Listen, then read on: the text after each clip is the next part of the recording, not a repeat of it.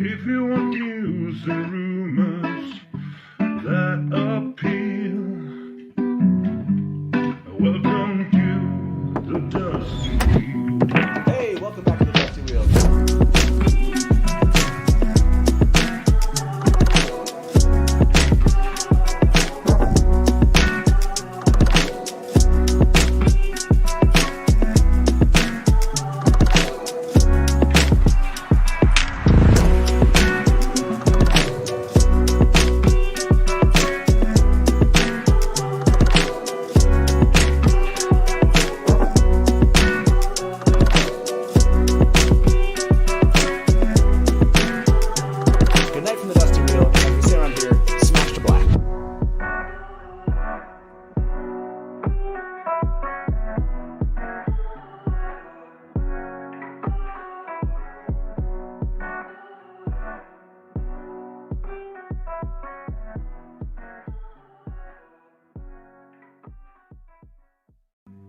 If you want news and rumors that appeal, welcome to the Dusty Wheel. Hey, welcome back to the Dusty Wheel. Hey, welcome back to the Dusty Wheel. I'm your host, The Innkeeper, and this is our live call-in talk show all about the Wheel of Time. Now, tonight, we're going to have a little fun. We're getting back to some of my roots in the Wheel of Time. Yes, we're talking all about theories, but this is going to be Wheel of Time on Amazon Prime theories. I'm looking forward to hearing what you have to say about all the recent news that's come out and how that's affected your view of what's going to happen in Season 1. Then don't forget that this Saturday, we're back with Part 7. We're getting right to the end of The Dragon Reborn with our live adaptation, and my friends Mary, Todd, and Natalia will be back. And I think we can get it done in this episode, but don't count on it. But do join us Sunday, 4 p.m. Eastern. We're going to have a lot of fun breaking that down. If you've never seen this before, basically we ask ourselves the question, if we were in the writer's room with Rafe, what would we adapt from the books to the television? And if you happen to have missed this last Sunday, it's still available on Twitch. We had our first ever watch party. We had a special guest, writer and director Jamie Jones, with us on Twitch, watching live his movie Obey, which starred Marcus Rutherford. It was a lot of fun. People got to call in, ask him questions. He talked all about the film and his relationship with Marcus and what he thought about how Marcus did in that movie. You can still go check that out on Twitch, and I can't wait until we can do that again. And a last note here, Barside Chats. We have another episode out tonight. After this show, you'll be able to go download that, where Brian, my friend, and I, we got to interview Michael Livingston, who's a historian, professor of medieval literature, historical fantasy novelist, and also happens to be a huge Wheel of Time fan. It's this wide-ranging interview that happened to go into all sorts of places, like talking about, hate mail, which is it's really fantastic discussion. So make sure you check out Barside Chats after this show. Okay, that's it. Let's now get to what we're here for. And to do that, let me introduce my wonderful guests tonight. These three wonderful people: Sara from WoTSeries, Nae'blis, who you all know well, and a first-timer here at the Dusty Wheel, Richard from the Wheel of Time Theory YouTube channel. Richard, welcome. Thank you for being here. Thank you for having me. It's great to be here. Absolutely. I remember checking your channel out back in 2019. I was like, oh, I dig. You were covering news and everything at that time. And I'm just glad that we can finally have you here. I can't believe it's been just about 18 months since I saw your first channel the first time. So for people that aren't familiar with your channel, do you want to give us just a 30-second summary of what they can find and where to find you? Sure, yeah. My channel is Wheel of Time Theory. I basically cover everything to do with WoTonPrime, going over all the new details, information and news that we get, as well as I've got a few upcoming things that I'm working on behind the scenes, a few deep dives. But just a generalization, anything to do with Wheel of Time, you can find it on the channel. Awesome. Yeah, just look up Wheel of Time Theory on YouTube. We'll make sure that link is in the description of this video afterwards. Thank you for being here. I can't wait to hear what you have to say when it comes to Wheel of Time theories. I mean, you've been covering the news for this long. So, and Nae'blis, thank you for being here. It was a lot of fun talking to you last night. Yeah, I'm surprised you invited me on your show after last night. Yeah, I know. Now, I did want to say this, if Taylor can hear. Again, I'm still going to read this out. I'm happy to let you guys use the graphic that I was using last night on my live stream if you'd like. Sure, you're totally welcome to use it anytime you want. So I'm happy to make a variation on that graphic with the nicer version of that image is all I'm saying. And maybe next time I'll have one of Grenbliss and Manfred. Does that mean you'll have a little less cleavage in that one, Matt? Yeah, that one does have a less cleavage is what I'm saying. Okay, just checking. So thank you Nae'blis. Yeah, sheesh. I was on Nae'blis's channel last night and he had a lot of fun with his new toys, and that involved showing a fun image of Manfear, or how he perceives Manfear. But if you want that Manfear story, that's a different show than tonight. And Sara, thank you very much for being with us. What's going on at WoTSeries lately? Can you give us a sneak peek of anything coming up or something that recently happened? Yeah, we've got some articles kind of in the queue, so not really going to say too much more than that. But yeah, we've got some good stuff coming up, so we're excited. What did you post the thing about? Was it Amir who said something like "my liege" or something like that to Thomas Channing?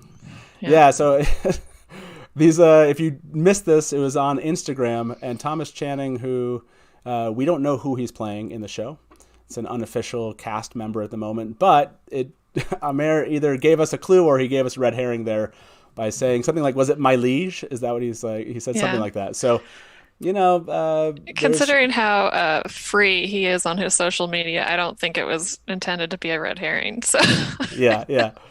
If you're not following Amir, it's amazing on social media. Again, you should follow all of the cast members. They all are really, really unique and really interesting. So, but that one leads me into the topic tonight, which is WoTonPrime theories. So what I thought we'd do, if people that are watching, we're going to make sure we get some votes in about what your favorite theories are tonight. I'll pull some of your theories in. We'll open the call lines a little bit later, and we'll make sure that we cover kind of the favorite theories of these three. But I do want to say thank you very much to Matthew Strigger. He said, "This is what I look forward to all week." Thank you for that tip. Appreciate that. And I look forward to this also. Again, the closer and closer we get to a premiere of a trailer and the show, it's going to be crazy. So let's start with you, Richard. You're new here. What is your favorite WoTonPrime theory so far from all the news and everything that you've heard?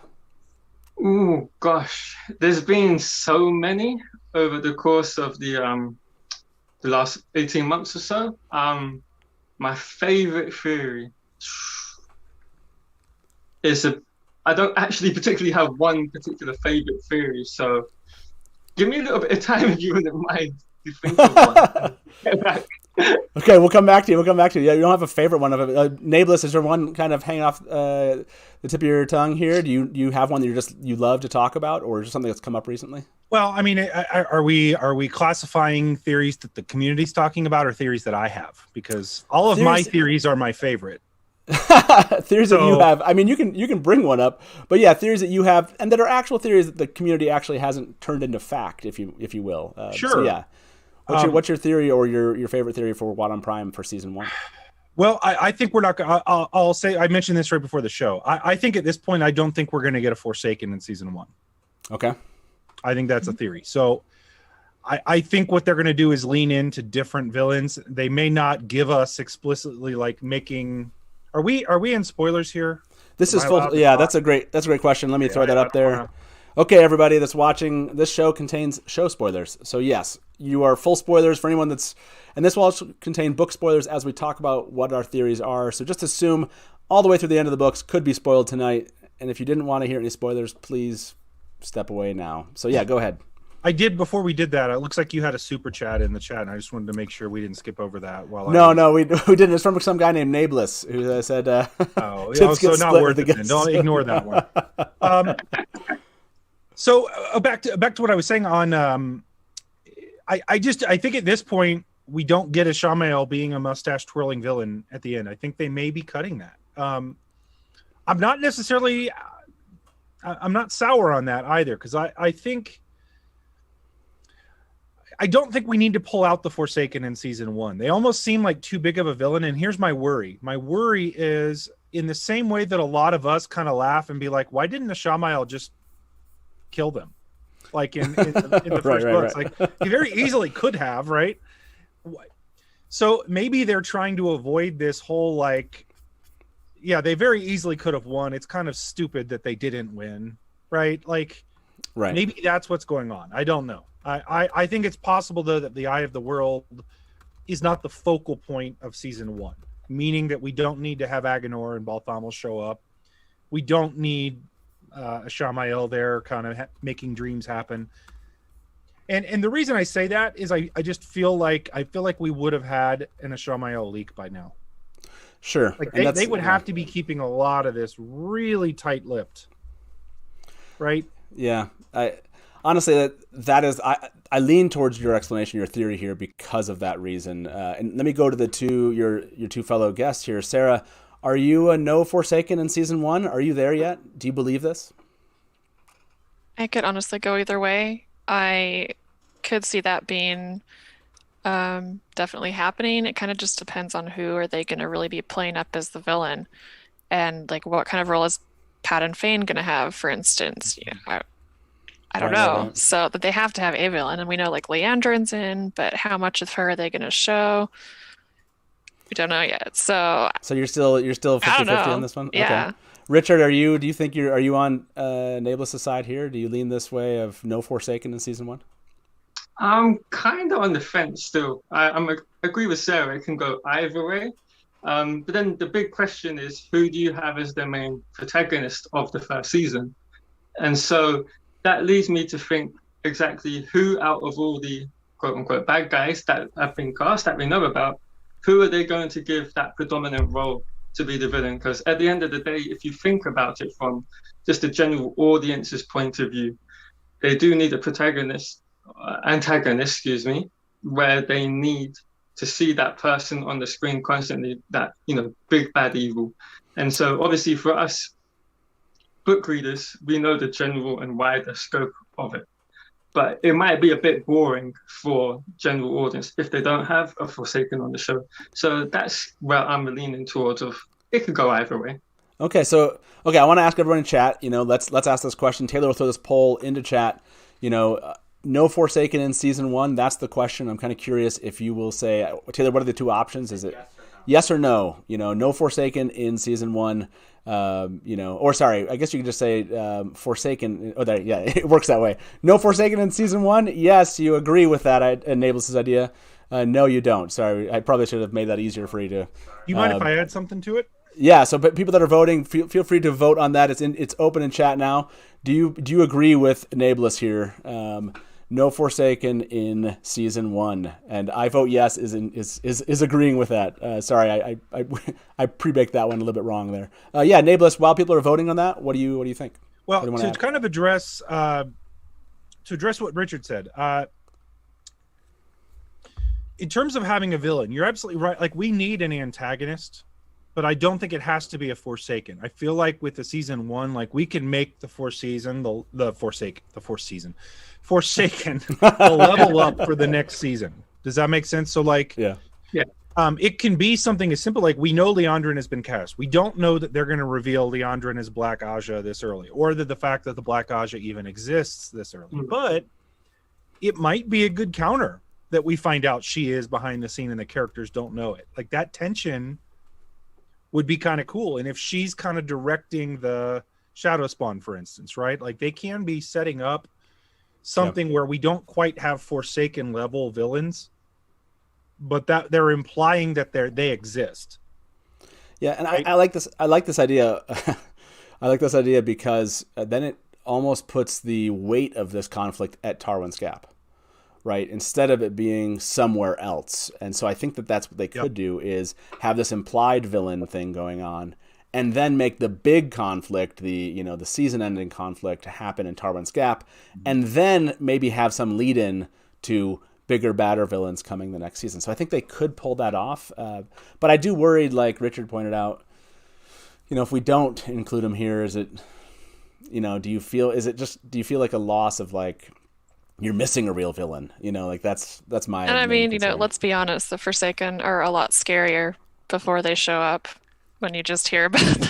That's true. At least in my opinion. People talking about the Forsaken. Yeah, that's true. I feel like we're getting right back into what we talked about last night. Right. I mean, the villains in the Wheel of Time, at least in the way it's written, the only real biggest criticism I think you can give is that they're too tame. Like, they don't do enough damage. They're kind of wusses.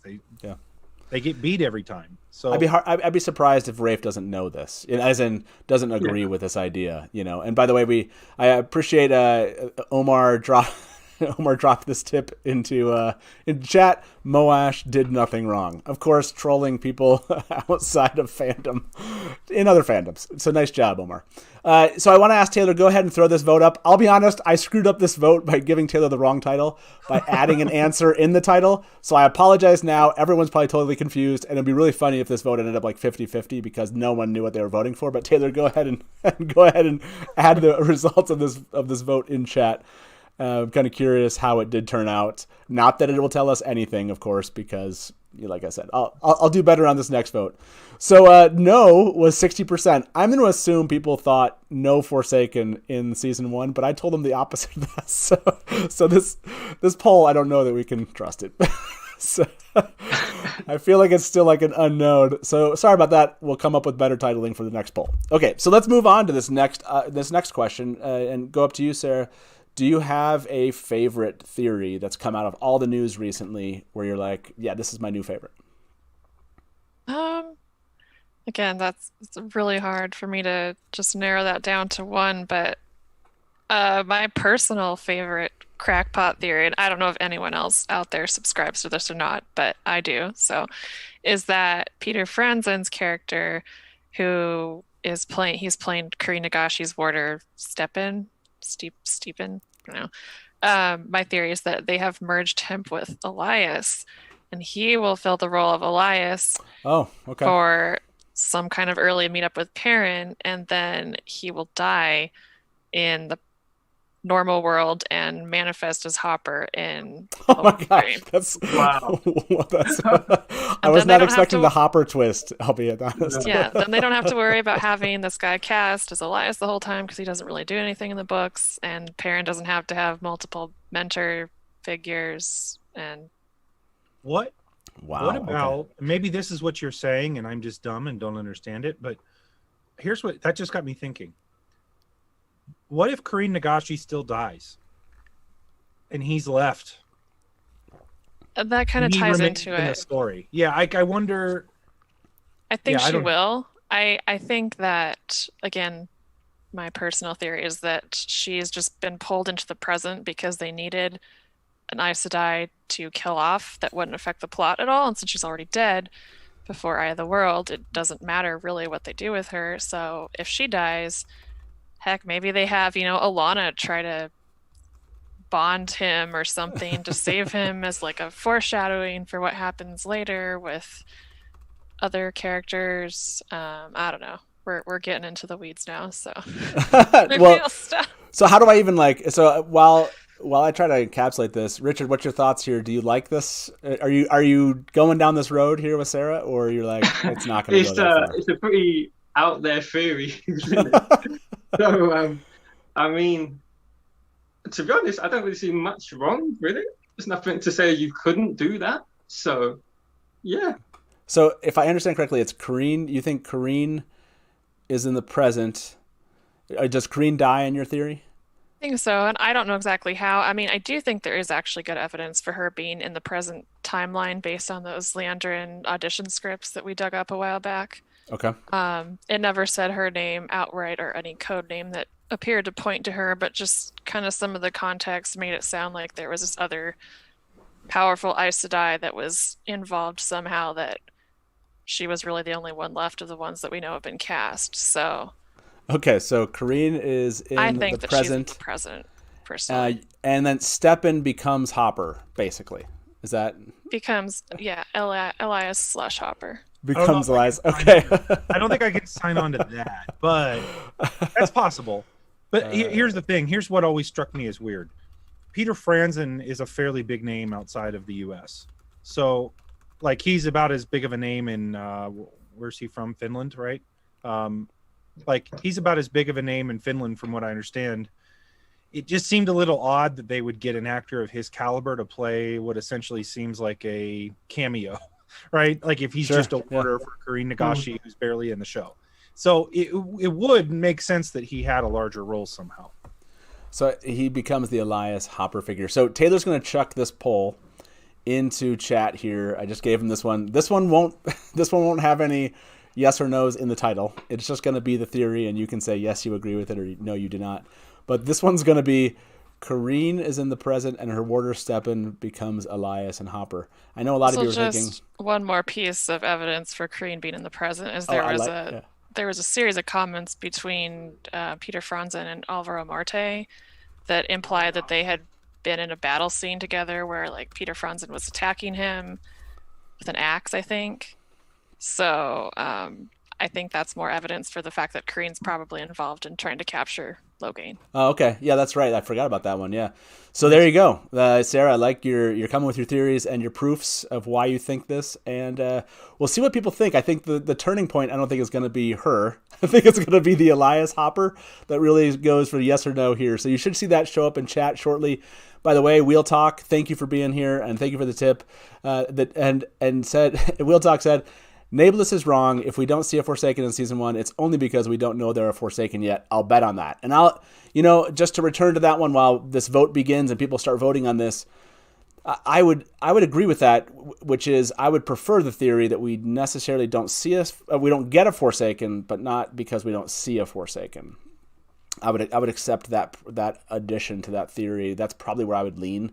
If we didn't see a Forsaken or get one as the villain, we definitely will see one or two, maybe just not even know it. So yeah, I love that idea.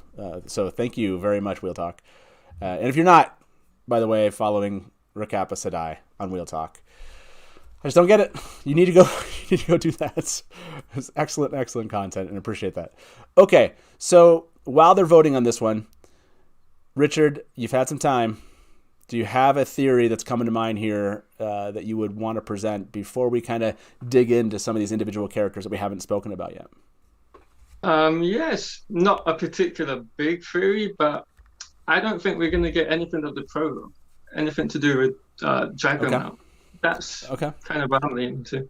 So you're saying no Dragonmount at all, like nothing about its creation, like maybe we'll see it often, though people will mention that it's Dragonmount. Do you think we'll even get an image of Dragonmount? Difficult to say. I mean, you don't necessarily have to have it in the first season. It could be introduced in the second season. We've got enough material where it doesn't really affect the plot, in terms of the first either world book or in terms of the first season, where you don't have to have it. So I think they could maybe hold it back and introduce it at a later date when they've had the time to give the audience an understanding of all the characters and the plots and, just the general overview of the world itself.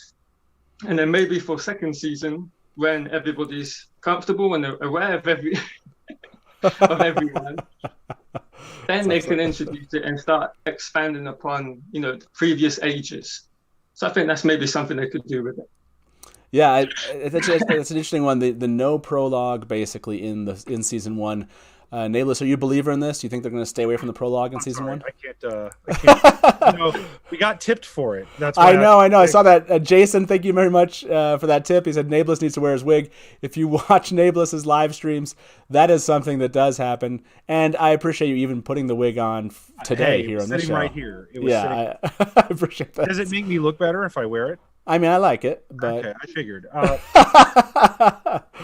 Are you a no prologue in season 1? Do you think they're going to stay away from prologue? I think we will get it.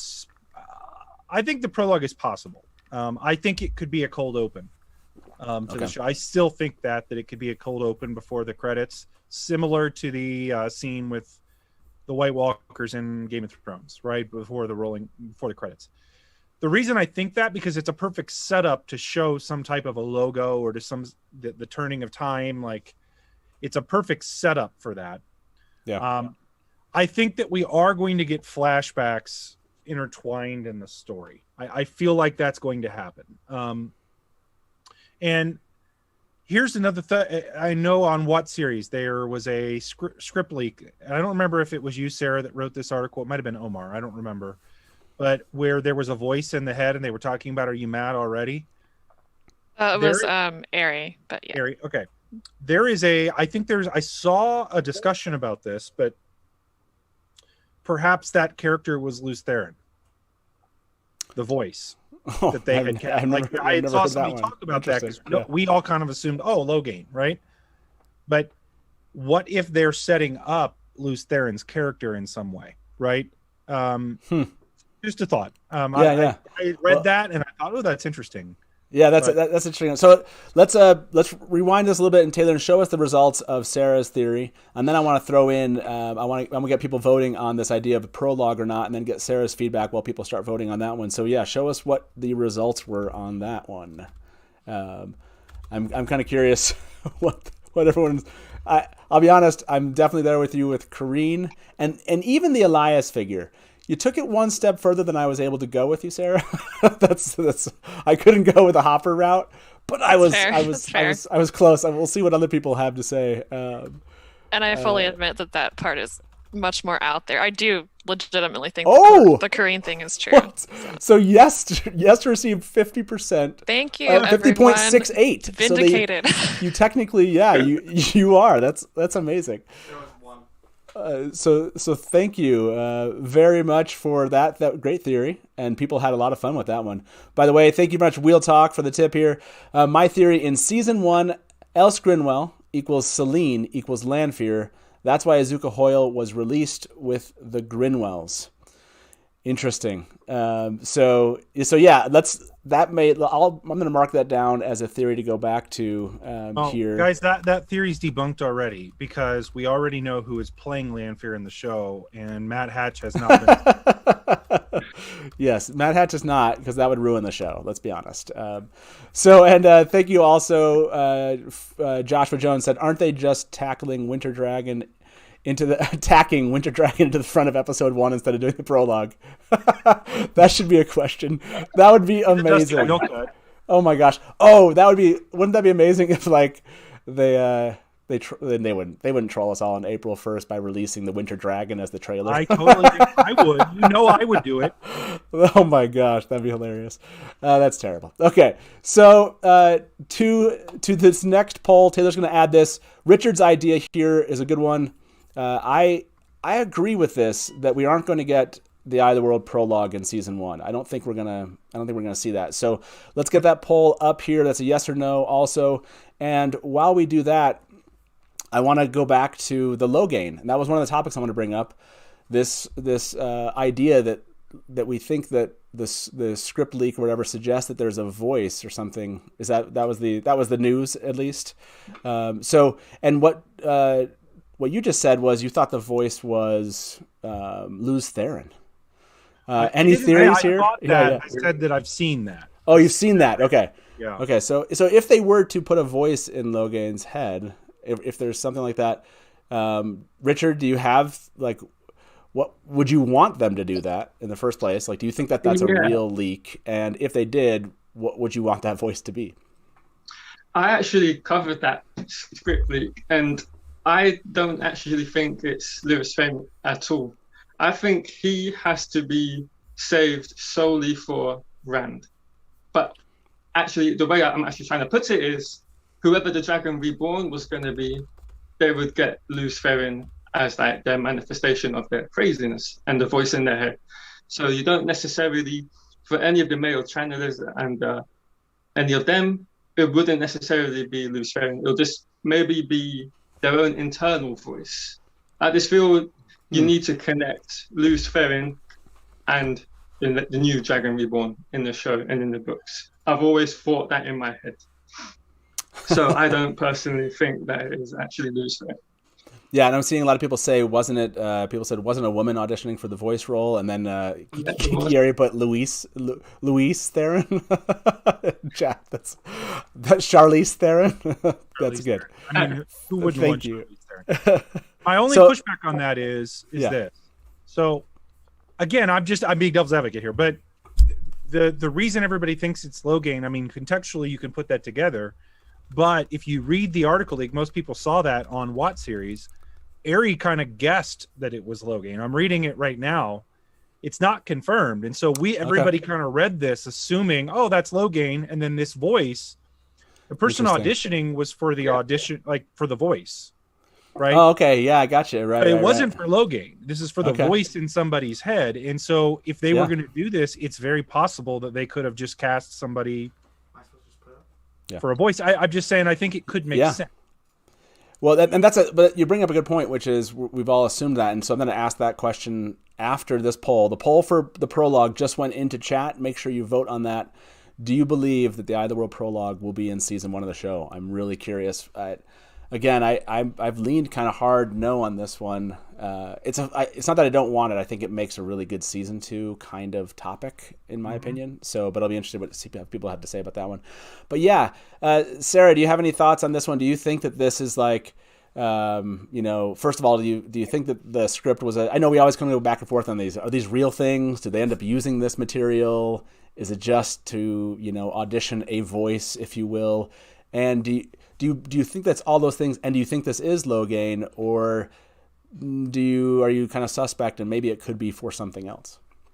I'll just say that I am virtually certain it's Logain, based on I don't want to get people in trouble, which is why we purposely didn't want to put the video up and stuff, because we're trying to avoid that. But yeah, we're pretty sure it's Logain. That's not the one in the role, but the off-screen voice that the person was talking to, or talking in his head, apparently.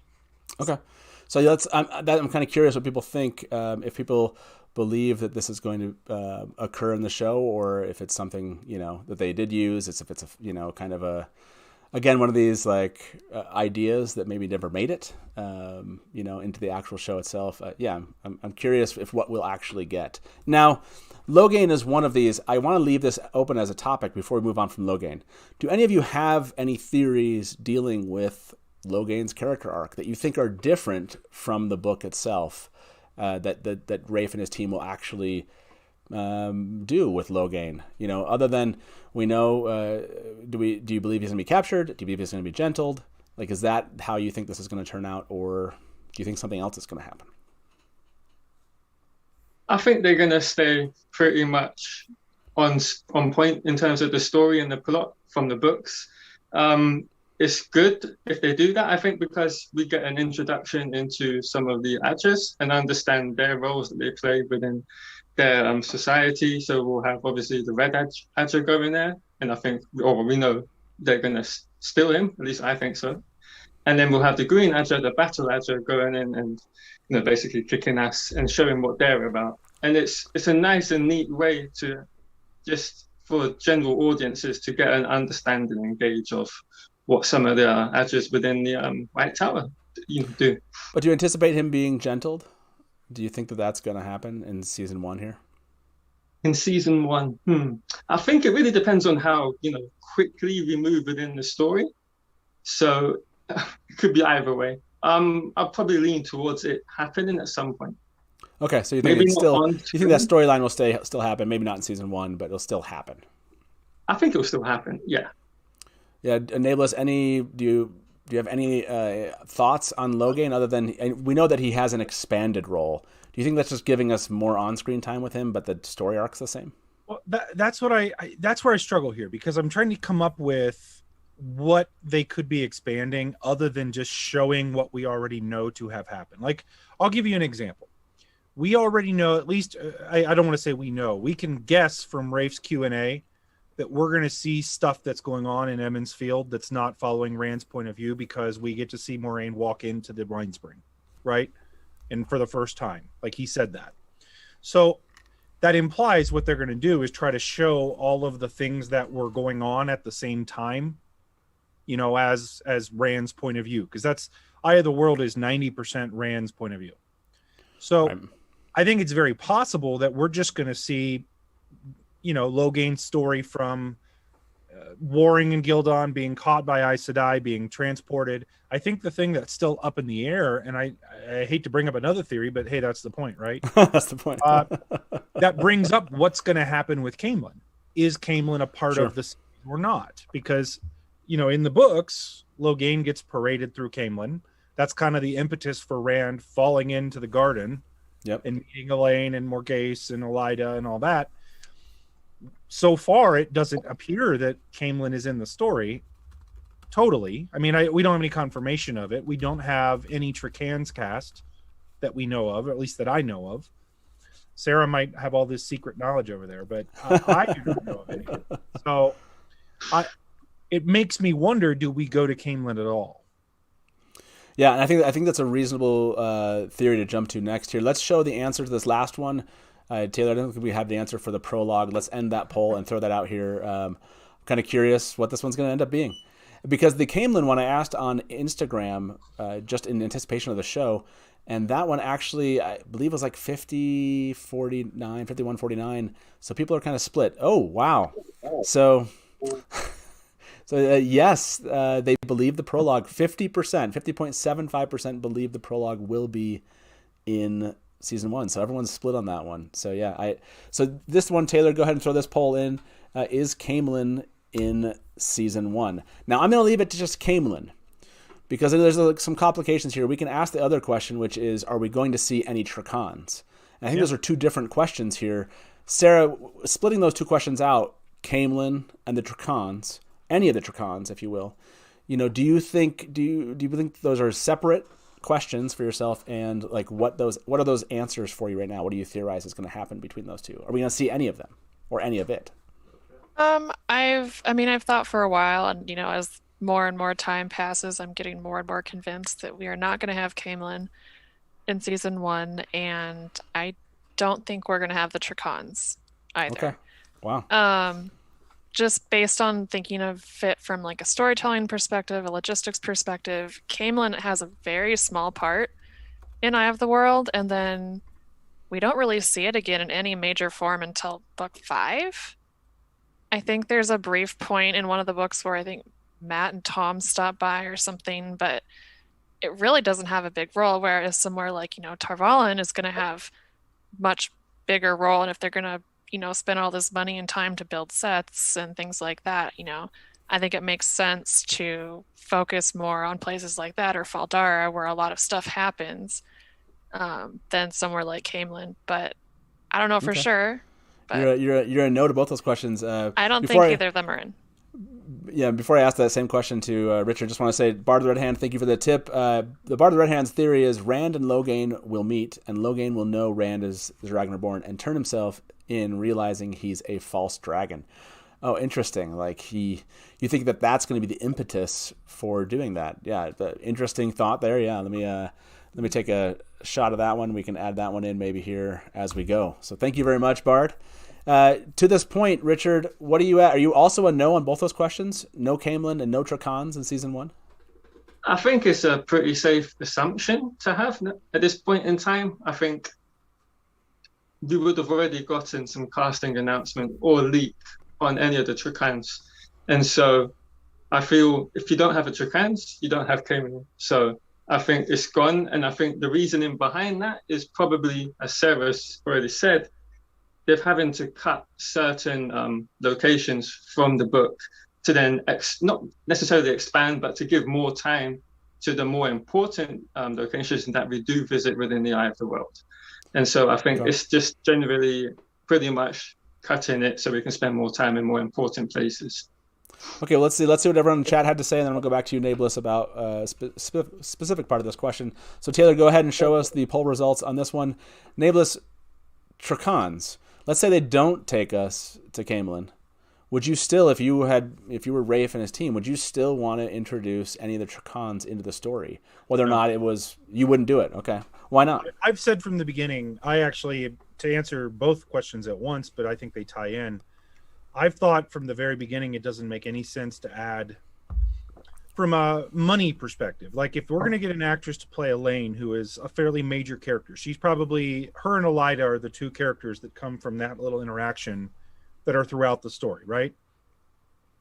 For them to lock down an actress to play Elayne for the next 7 to 10 years. Sure. And just to have her in season 1 for essentially a cameo that she's in for 2 scenes, it wouldn't make financial sense to do that. So they would either have had to go in one of 2 directions, cut her entirely or greatly expand the role that the Trakands would play. Greatly expanding the role the Trakands play doesn't make a lot of narrative sense from what we know is kind of going on. So I agree with Sara. I don't think it makes any sense that they would be there. And so I think it makes sense for them to kind of gloss over. They may mention them as being off screen somewhere. And I think it's possible. So here's what I will say. I don't think it's likely we go to Caemlyn, but I think it's possible that we are in Caemlyn for a brief time, because we know, or at least we can maybe assume from the little interactions we've seen on Instagram, that the ways are going to be a thing. So they would have to enter a waygate somewhere, right? Okay. And so it might just be that we kind of parade through Caemlyn.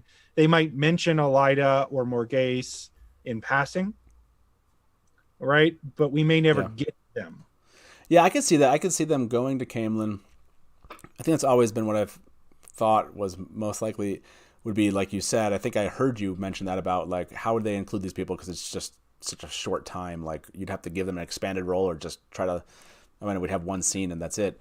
So I think I always thought maybe we're going to get to Caemlyn, Loial, the ways. We'll still get those aspects of it. Because if, I mean, everyone in chat, I just saw here, you know, we're talking 76% of the people said no in chat. So all of us hardcore fan freaks sitting here talking about these Wheel of Time Prime theories, most of us are convinced no Caemlyn at this point. So if no Caemlyn, then where would you introduce Loial? We know Loial's in season 1. So if there's no Caemlyn, Sara, where would you introduce, or where do you think that they would introduce him then, if not by stopping there? Well, I'm wondering if, since we know they have a, Basil Gill, and Rafe has made several comments about having, characters that aren't exactly the same as their book counterparts, but they're little shout outs to a character in the book or something. I mean, it's possible that Basil Gill could be an innkeeper somewhere else and they just meet Loial there. So still pair those together, but they could, he could still have an inn, and Rand could still meet Loial in the inn, just not the same inn as in the books. Would you use Four Kings? I mean, I saw Four Kings, Scott. I see Four Kings. I see Tarvalon. I see Baerlon as a couple of options here. Which of those three so far? Yeah, Baerlon, Four Kings, or Tarvalon. What's your preference? The three of you, Sara. What's your quick preference of those three? I mean, again, it just kind of depends on how they're structuring the plot, and when people are meeting up with other people, but I think Tarvalon could work. Sure. Baerlon feels there's a early, waygate there. They could really move a lot of the stuff that happens in Caemlyn to Tarvalon. The big question is then, well, why on earth does Moiraine let Rand leave? Why don't they, or any of them, why don't they just stay there? So that part I don't know. Yeah. Baerlon feels a little bit too early to me. Richard, thoughts here? If you weren't going to get Caemlyn, then we still have Loial. Would you just put him in an inn on the way that they'd meet him, and he just kind of jumps along with them wherever they go? You could do that. I was trying to think of anywhere where there's a steading near one of the locations where we could kind of maybe introduce Loial near a steading, and maybe that's an easier way of introducing the character. So I was trying to think off the top of my head, is there a steading near Faldara? So I can't really remember off the top of my head if there is or isn't. And maybe you could introduce them kind of along. There must be, but yeah, Nae'blis has maps here, so you got to pull that map out. I'm sure there is somewhere near there. But yeah, I think that's an interesting question. I didn't even think about. I see Whitebridge as an option. I have another thought. Yeah, go for it. I love the steading as an idea there. Yeah. So there's the abandoned steading is where the White Cloaks and Perrin and Egwene run into each other. And that's also near. So there's a thought there. Yep. That could be a place where we don't know of a waygate being at that abandoned steading, but it's very possible that they could put one there, and you could run into Loial there. I think what's more likely, frankly, I mean, I think that all is well and good, but I think the collateral damage of not just making Caemlyn, like they don't need to make full CGI Caemlyn in a royal palace. Sure. All they need to do is have an inn and show a street and make a CGI wide shot like they do of King's Landing in season 1 of I think it's very, very possible that it's still Caemlyn. We know Basil Gill is in the show, right? Yep. So there's Basil Gill tied to this. I just think it makes it introduces fewer problems if they just keep it as Caemlyn but don't go to the palace. Right. Yeah, that's always seemed like the easiest pathway forward. I do like the steading idea. I think even with, you could probably push the Perrin and Egwene maybe further down the road when that happens versus a split. I don't know. You'd have to change a bunch of things. Then you'd around have to get make that Rand work. back first because they meet up later, right? Yeah. I'm just saying it screws with too many timelines. Yeah. In my opinion, if you just have a meet in Caemlyn. Yeah, just a quick, just the inn and Caemlyn they meet and then they go to the ways. Yeah, I'm in favor of that one. Village Mattress, thanks for the tip here in chat. Village Mattress said if it's not Rand's perspective, we don't see the Trakands. Oh, interesting. Okay. Yeah, I mean, I think that's. I think you could absolutely take it from that, which is the books are predominantly from Rand's vision, and that's definitely not the way they're going to be translating this into it from a visual standpoint. So yeah, that's a great comment, great call out there. Thank you very much. Now, I want to turn the conversation a little bit. I don't think we had. Did we have another poll out there, Taylor? I can't remember. Oh, no, we ended with is Caemlyn in season 1. I think I want to move on. This goes back to Rekapasadai's theory, but I'm going to change a name in this theory, and I'm going to change it to Dana. So if you were watching the unblurring that we did recently of the script page that was in Tom's first look that was released, we were able to unblur that page, and we saw the names Rand and Dana. So Rand at some point is talking to a character named Dana, who is in an inn where Tom is at. So we put those three people together, and Dana, we know, is actually Azuka Hoyle, right? Dana was the person announced by WoTonPrime, and we were all kind of wondering, does this mean Dina or Dana?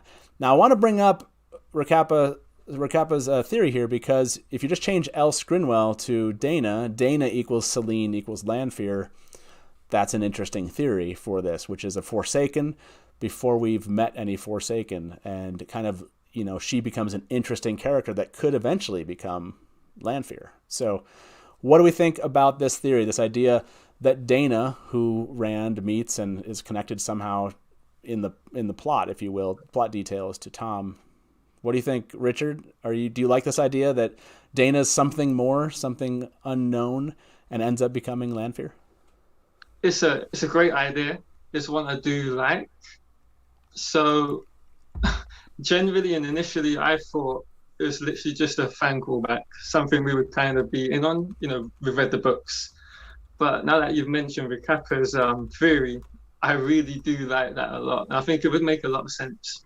It gives the Forsaken on screen without knowing, and then later on in the show and in the series, we get the payoff, and then everybody's like, "Oh my god, mind blown! This was a Forsaken all along," and we get the trail. Right, and this is what we were talking about a little bit last night's show was, the idea that there's someone messing with strings behind the scenes and maybe revealing that in further seasons, and the idea that maybe Dana. Maybe there's something with Lanfear she's done to Tom here or something. I don't know. I mean, we could take that. You can kind of go down that road a little bit. Sarah, do you like this idea? Dana ends up becoming something more behind the scenes and ends up becoming one of the Forsaken. I mean, I think it's a fun idea. I don't really think it's true. I think Dana is just Dana, the barmaid or whatever she is. But right. Dana's Dana, the barmaid. What are we if not, crazy fan theorists? So sure. Yeah.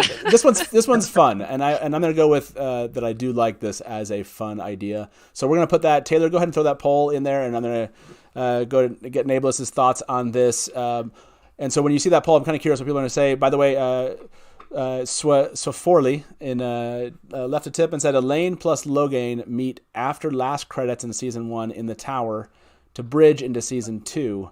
Footage can be shot within the season 2 shoots. Elayne plus Logain might be, and maybe I'm assuming, maybe some love connection here.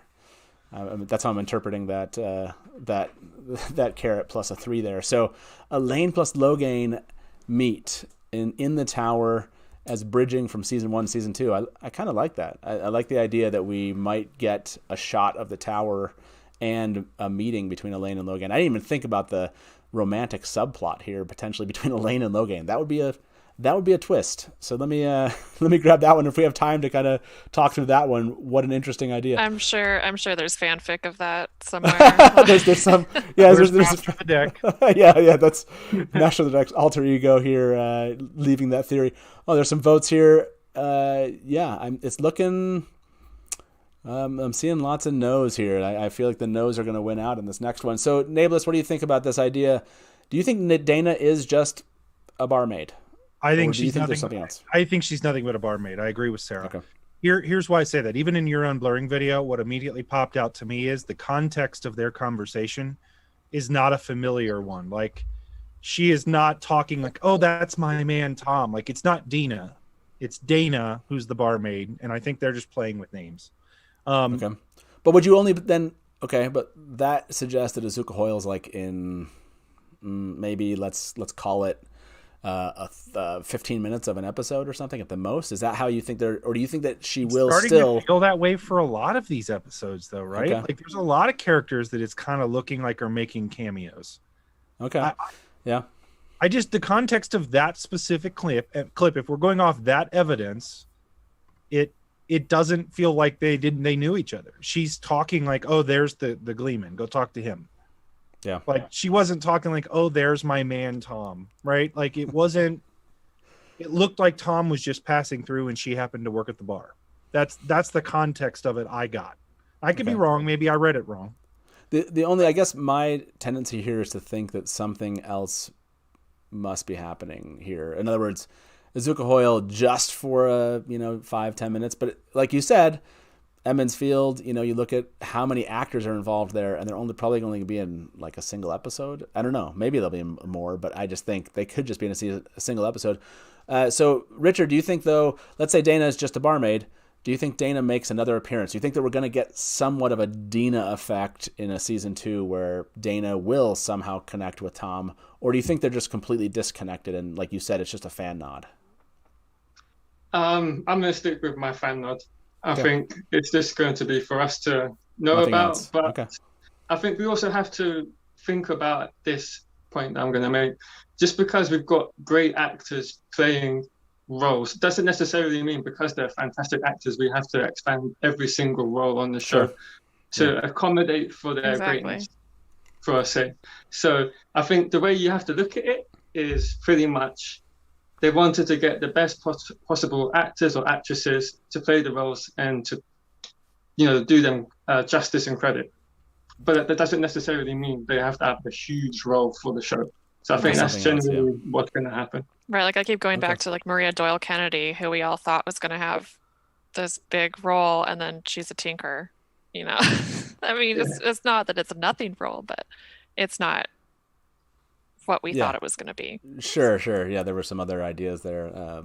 Yeah, that's true. Taylor, show us what fans thought of this Dana equals Celine. Sorry, recap, I modified your idea there. Hope that was okay.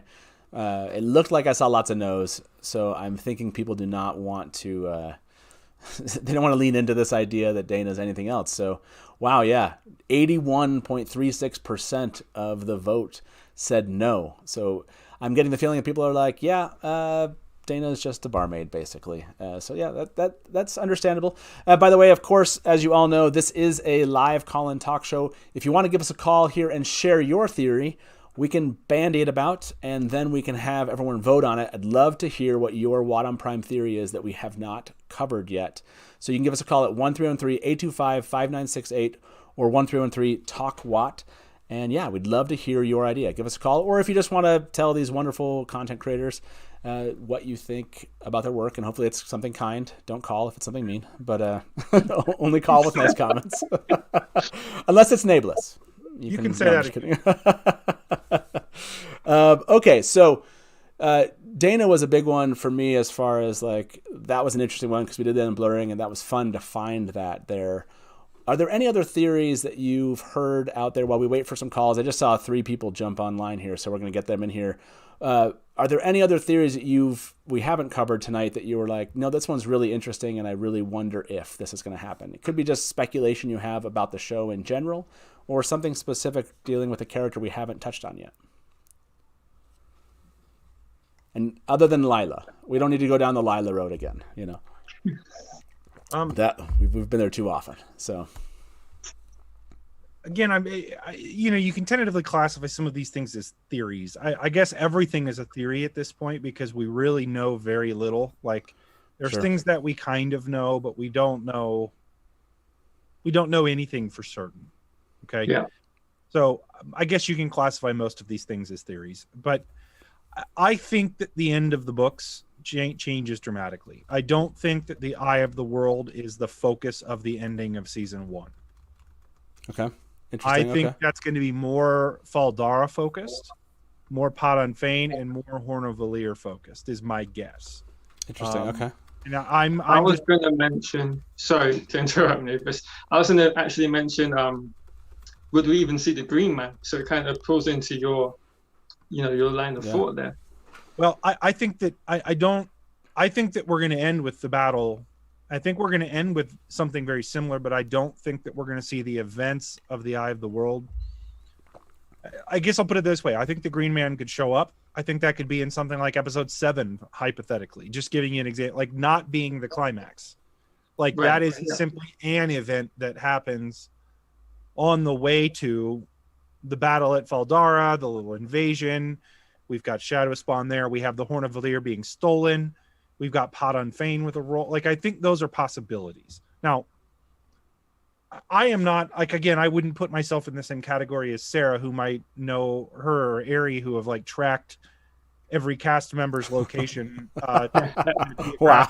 So to know whether or not Johan was at any of the Faldara scenes to film or anything like that. So I could be totally wrong when she says, oh no, he was somewhere else for that whole time. Well, that kills my theory. But like, I think it's very, very possible, knowing what I know, that Eye of the World is maybe not the focus. It could be a location or a stop along the way, but not the ending.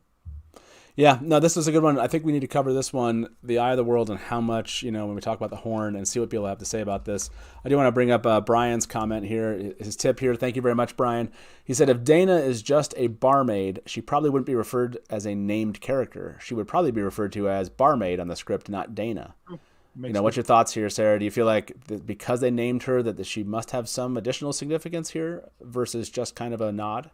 I mean, possibly, but I think it's also just as likely that they just gave her a name so that the actress had a name to put on her resume, because I know that's a thing that happens where like agents will try to, hey, give the character a name because that looks better than barmaid number 3.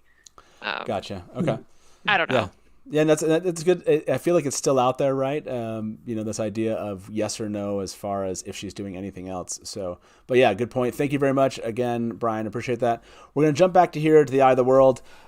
We have 5 people waiting already. So we have a lot of people that want to talk to us about theories. Let's bring our first guest into the show. We have Andrew here, if I can get his call to come in. Yeah. We'll get that call to come in just a second. So the Eye of the World, as far as Nae'blis just brought up, I want to address that one. That has so many implications as far as the horn and where they would find it. And Nae'blis, you stepped back a little bit from your idea, which was you're like, they can find the horn, but on the way to the ending being Tarwin's Gap. Do you think we have to have the finding of the horn in season 1? Is that a must? Is that just 100%? Is everyone on board with that? Richard, do you think we have to have the finding of the horn in season 1? I think we need to have a big payoff at the end. And so you need to think about, in terms of the story, what would be that big payoff? And I can't really think of anything greater. This is for the TV, of course. It would be a big payoff to have the horn being kind of the focal point of the end of the season going into the second. And I think it will bridge both the first and second seasons quite nicely as well, if they were to go that way. Yeah, it's hard to believe that they're going to go that far afield and not have the horn be part of it, but it could be found anywhere. It doesn't have to be necessarily with the Green Man per se. Sara, are you on board that we have to have the horn, and does it matter where we find it? I mean, assuming that they're going to be keeping the horn and all of the associated plot in the show, # let Barney blow. I think it should probably show up in season 1. Like you said, it can really show up anywhere. I mean, it doesn't have to be at the Eye. Okay, so let's throw this poll in here. We'll get Andrew in. I got that fixed up. So the Eye of the World in season 1. And we're talking about the eye, everyone, not the book, The Eye of the World. We'll just put the eye. And that's just weird, too. We're just going to put the Eye of the World, and if you vote because you were voting yes because you're like, well, of course, the Eye of the World is season 1, then you just didn't understand. That's okay. So is the Eye going to be, or the Eye of the World going to be in season 1? That's the question Taylor's going to throw in the poll. Let's bring Andrew into the call here. Andrew, welcome to the Dusty Wheel. How you doing tonight? Welcome, evening.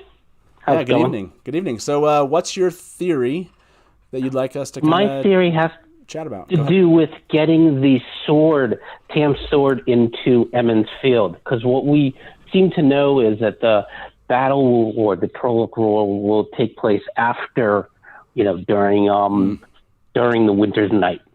So in order to do that, and Rand's not going to be, Rand's got to be there probably, because it won't make sense if he's not there as well.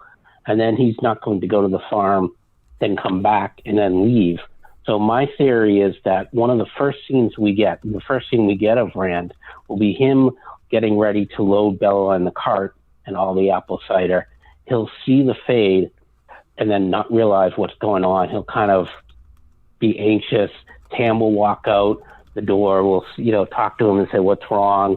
He'll kind of shruggingly tell him what he saw, and then Tam will turn around, walk back in, you'll hear something moving around.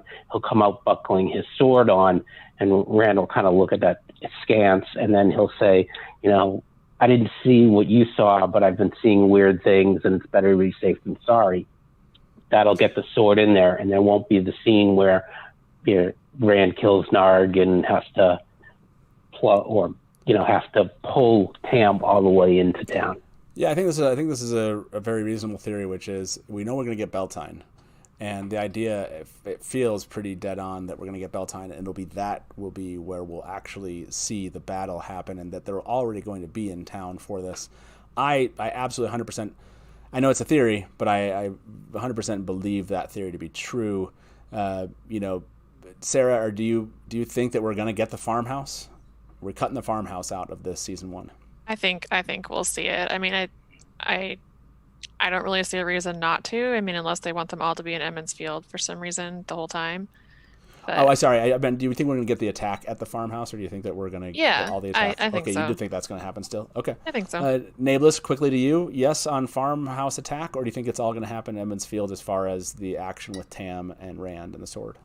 Well, okay, so 2 things. One, yes, a quick answer to that, because I wanted to go back to the other question real quick because I didn't get to say it.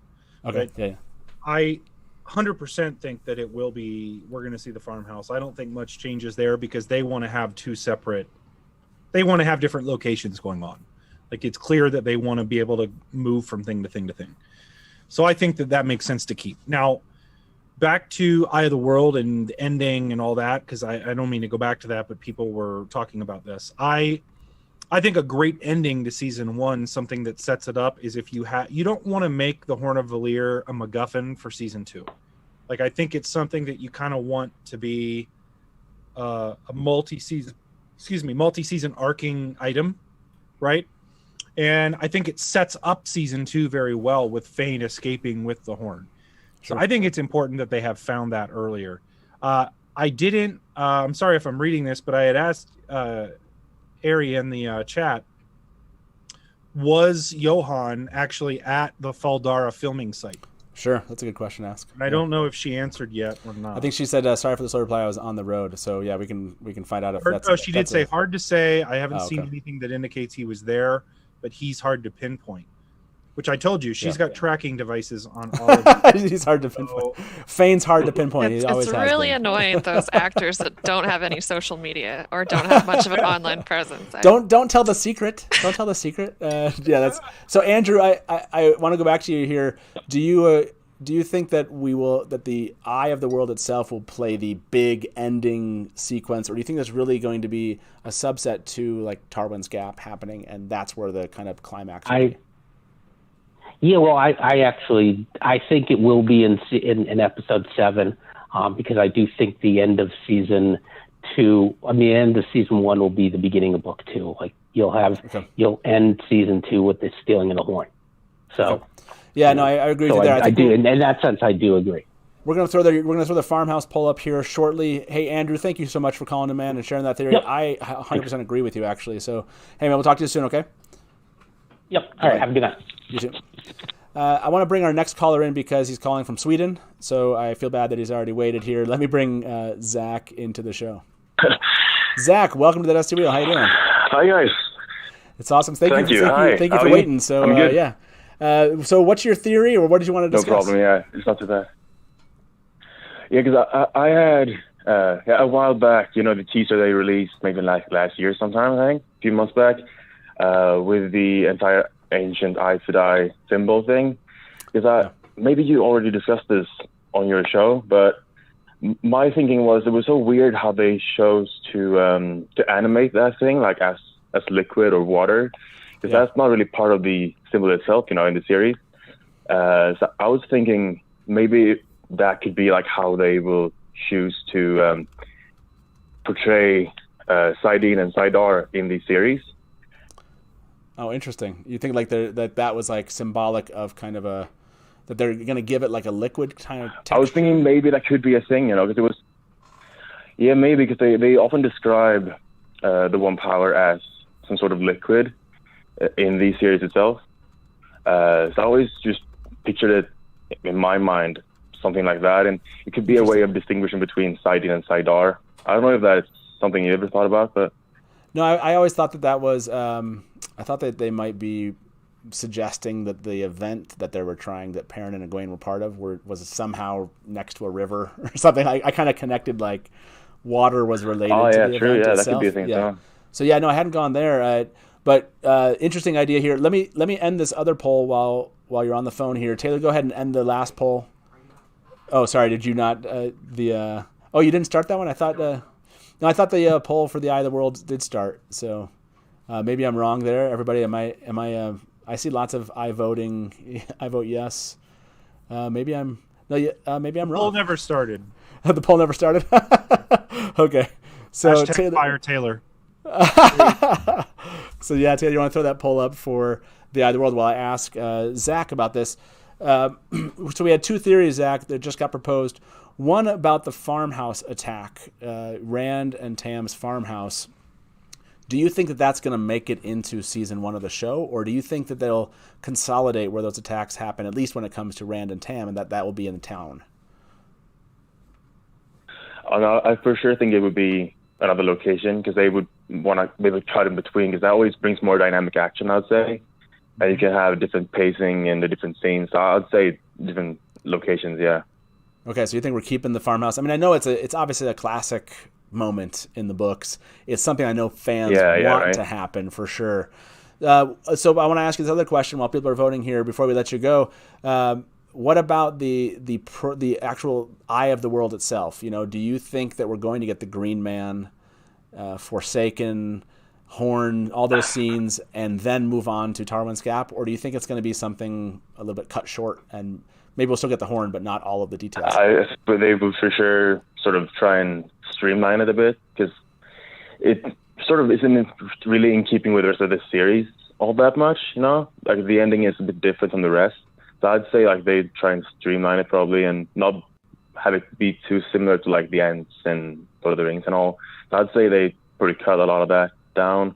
I think they will have maybe the Forsaken just as like the last scene of the show of the season sort of thing, to hint of things to come, but not the two that show up at the end. No, I don't think so. Okay, yeah, you think they'll cut that out? They'll just consolidate the Horn and then they'll move on to Tarwin's Gap. Yeah, Okay. and just have like the Forsaken as like maybe a teaser at the last scene, like they are coming or whatever. But nothing more than that. No, I don't think so. Yeah, love it. Yeah, thank you so much. Let's end the poll while you're on the phone here with us. Taylor, go ahead and close that poll out. I'm kind of curious what everyone's going to say about the Eye of the World, if that's going to make it. I feel like this one, I haven't been watching votes. I don't know if everyone else was. I feel like most fans are going to say yes. It has to be there. So, yes, 90%. Yeah, this is one of those things that fans really feel confident about. It's like that would just be weird if it wasn't. Hey, thank you so much for calling in. I really appreciate you holding on for us and calling from Sweden. Yeah, it was great, man. Hopefully, you'll give us another call another day on the show. No problem. I'm gonna go to sleep now and have school tomorrow. But yeah, Sounds Take good, care. man. I appreciate you staying up. Thank you. Talk to you soon. Bye-bye. That was awesome. Yes, it's late. It's I think it's even late here. Richard, we appreciate you sticking it out, man. You're still awake. I was Crazy tired to guy. begin with. It's like 2 a.m. here now, so. Yeah. I want to drop this one in before I go back to you, Richard, with a question. Taylor, let's throw this poll up. Farmhouse attack, and that will be the next. That I'm kind of curious what people are going to say about this one. I don't think it's going to be 90% on this one. I think we're going to have more of a split field here, but I could be wrong. I could be wrong. Yeah, like how DK Moon said, 90% can be wrong. That's true.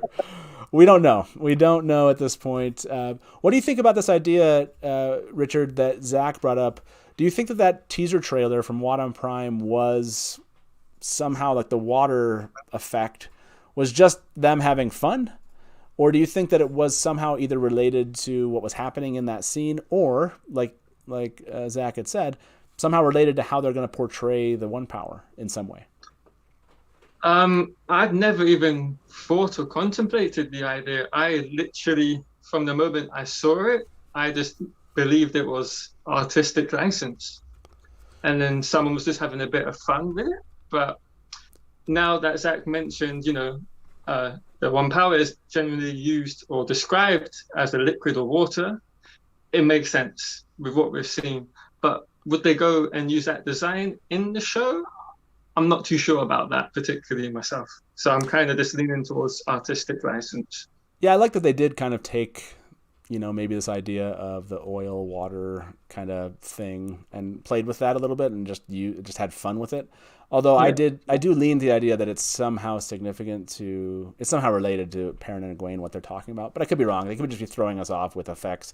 Nae'blis, were you ever a believer that it was somehow related to the scene, or it's just artistic license, if you will? I think it's just artistic license to make it cool for us to like it. The reason I say that is I think it is going to be very tricky how they portray Saidin and Saidar and have them. They're both described very, very differently, not just a different color. Right. Sure. Like that teaser was. So I very much do not believe that was like any indication of how they're going to portray it, because that also looks nothing like what we saw with Moiraine embracing the Source, for instance, in the little short teaser. So, yeah. And by the way, for those of you that are watching, the Farmhouse attack poll is just, do you think that there will be an attack? Do you think the Trollocs will attack Tam and Rand out there at their home that night, and that we'll get basically the Rand pulling or carrying Tam back to Emond's Field like we see in the books? That's the question there. Do you think we're going to get that kind of classic moment? That's where the poll is here. We'll leave that poll open just for another minute or two. Sara, again, to this last question, then we'll jump on to a new theory here. That Perrin and Egwene scene, that was that one that Rafe offered if people could figure out what that was. He was going to fly somebody out and have dinner with them in Prague. And he said one person got really close. So do you remember any theories from that time? Did you have a favorite theory about what that audio clip was about and who might have gotten close here? Man, it seems so long ago now. I know, right? It was so long ago, right? I'm having to sit and refresh my memory. I mean, I kind of thought it was maybe something along the lines of them jumping into the river to escape the Trollocs at Saidar Logoth or something. Yeah. But I honestly, I really don't have any big theories on that one. I did read through all the Instagram comments looking to see if I could find one that was distinct enough to be one word off, but I didn't. If you don't know what we're talking about, like if this is the first you ever heard of this, where Rafe offered to fly someone out if they could come up with the right answer, we actually did a show, I think, dedicated to this. You can go back and find it in our videos where we broke down all the answers and what we thought was the most likely, because I think like 70 or 80 fans guessed that they were jumping into the river in some sort of some fashion. And the fact that Rafe said one person got it close, that kind of felt like that canceled out those 70 people, versus 70 people got it close. But maybe he was playing loose and fast with his answer there too. So I think didn't he also make a comment about how it wasn't an exact scene in the books or something? Or I think he said something like if I was surprised anyone even got close because it wasn't something you could have guessed. And so the idea that it wasn't something we could have guessed, led everyone to believe it was a scene that wasn't there already. And he was shocked that anyone had got close. So I think my guess, I'm still holding on to this, that it's somehow related to like an engagement or a wedding or some kind of dancing something, that was going on. And they're like sitting next to each other and they're like, "You ready?" No. Because it makes it sound really dramatic. And I'm guessing it's not going to be as dramatic. Yeah. We'll see. Alyssa Powers just dropped a tip in here. Thank you so much, Alyssa. 90% think we will see the Eye of the World, but only 50% think Forsaken will show up in season 1. Will the Eye be undefended? Yeah, that's a great question. Nae'blis, do you think that it's just going to be kind of like they're being attacked in the Blight on the way there, and then it's kind of this peaceful moment? They like walk in, there's like butterflies, and they find the horn. And they're really excited. Like, what do you think that's going to happen at the Eye then? I mean, again, we can be. How do I put this? We're still guessing. So, like, first of all, like, we're trying to just guess our best here. So, like, all of us can be wrong here, right? We could have all the Forsaken, and they've been doing a good job of hiding them, whatever it would be. Right. It's also, let's keep in mind, it's very possible for the antagonist to be somebody else. Yeah. Liandrin, for instance. Liandrin could be the antagonist at the Eye, if there was one, right? We could have Shadow Spawn bust into the Eye. Like, Murdral and Trollocs could, come on in. Like, there's a lot of things they can do if they're going to be changing that story. Now, the only reason that I really even volunteered earlier that the Forsaken might not make it is because we haven't heard any. But I also think of the narrative damage of not having them, and it's kind of like, well, what's the harm in just keeping that part of the story the same? Right. There's not much of one. Right. I mean, like, it's not like you'd have to hire an actor for Aginor for multiple seasons. Aginor dies. You know what I mean? True, like, so they can bring in Sean Bean for this one, and Sean Bean can play Aginor. Sean Bean is Aginor. Rid of him real quick. That should be our next poll here. I like this idea. We have 3 more callers. Those are the ones we'll be able to get to for the show. We'll bring them in here. But Taylor, do you want to end that poll? I thought we had a poll going here. It's hard. Aginor, is that the poll? No, this one is Farmhouse Attack. So let's end Farmhouse Attack, and then we'll do a poll on, do we want Sean Bean as Aginor? I think that's an important one after this. So Taylor, go ahead and end that, and let's get that, and then we'll bring our next caller in. Oh, just saw it here. Sorry, everybody probably caught that. Yes, 73.13% of the vote. Okay, so I was wrong and thinking that this was going to be, that we were going to have basically that there would be fewer people. I guess I wasn't wrong. 90% went for the other one. 73%. I thought it was going to be a little bit closer, more like 50, 60%. So, okay, Taylor, I think I spelled that right. Let's throw that poll up, and let's bring our next caller, Kevin, into the show. Hey, Kevin, welcome to the Dusty Wheel. How you doing tonight? Doing fine. How about you?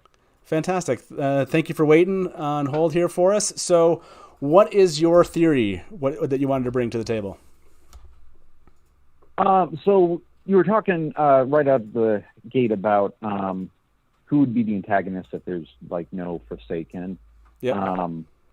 And I do think that there's definitely a chance that we might get some Forsaken or a much more muted thing, or maybe they only show up at the Eye. But I kind of am feeling like they might, for 75% of the season, put Logain as the villain for new viewers. Okay, interesting. And not distinctly, I mean, yes, Logain, but distinctly the Dragon Reborn.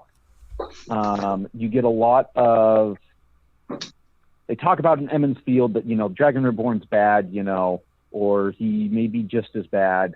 But I think if they try to feed the audience that the Dragon Reborn is an evil thing for almost all of the first season, and then at the end you find out that Rand is the Dragon Reborn, it's a really weird switch on audience members. Yeah. I love the idea they're proposing here, which is that we have the villain is the channeler, because that feeds into the book and kind of how people think about that. And they don't have to propose a new villain just yet. They can have other things happening.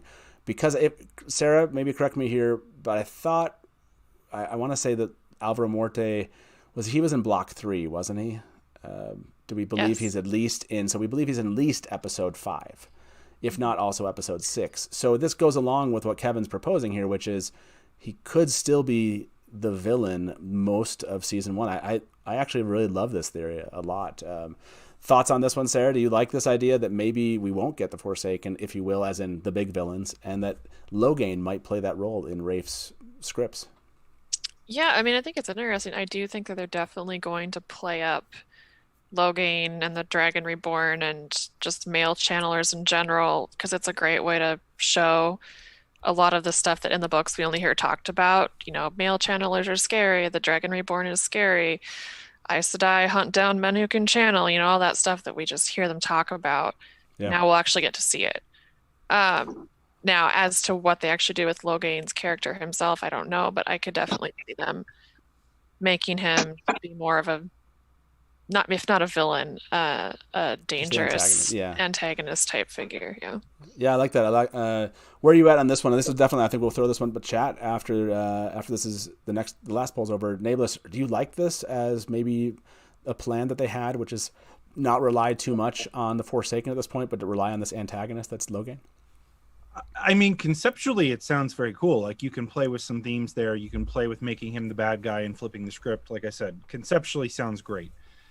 In practice, however, I'm not exactly sure how you make Logain the villain for our main characters. Like, is he chasing them all over the world? Like, you get what I mean? Like, it doesn't fit with... They would have to so drastically change the narrative to make Logain a bad guy for the Emond's Field 5 and Moiraine and Lan, right? Like, that would have to be so dramatically different. Now it's not even the same book. I don't think that they're going there. I think anything that we see is going to be changes to make the story that we already have fit better on TV. So I think Logain will be present. I think they can play up Logain as channelers, exactly like Sarah said, channelers being scary. Yeah. If they're going to play into Logain being crazy, which is not something we see in the book, like a little bit mad, hearing voices. If that is something we're going to see, because she said she's fairly certain of that, and I believe her, then I think they can play that up and maybe not necessarily make him a villain, but maybe make him the dragon still. Like, they can play up that he's not a false dragon, but he might be the real one until we find out Rand is. I think that could happen, but I don't see Logain being the overarching villain for the season.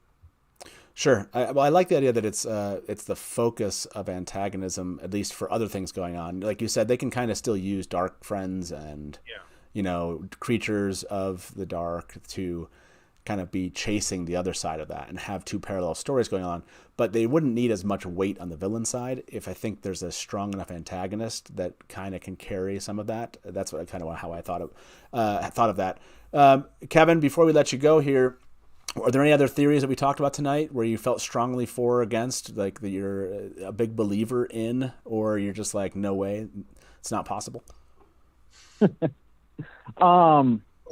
I guess let me throw out a couple of things. First off, with my theory that I posted with Logain, I don't feel like he's going to be the direct antagonist of the main characters, but more like the overarching villain that would be built up. And then all of a sudden you find out that Rand is filling those shoes. And it could also give an interesting twist to Logain's character once he becomes gentled, and then he starts becoming more pro-light later on in the books. As far as other theories, I mean, there's nothing I'm like super certain on. The Tam farmhouse, I'm really torn on. I would love for it to be there. One of the biggest things on my mind as to why I feel like it isn't is one of the first pictures we got leaked from the set was a really dark shot of Matt and Rand. Yep. In what I'm almost certain is Emond's Field, now that we've gotten some confirmation on some of the sets.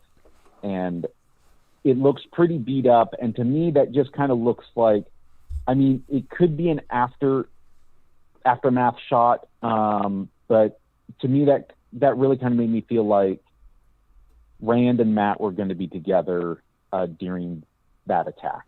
Okay, yeah, that's interesting. Yeah, I see how you put this out. Yeah, that makes sense. Yeah, I like that. I hadn't ever thought about that.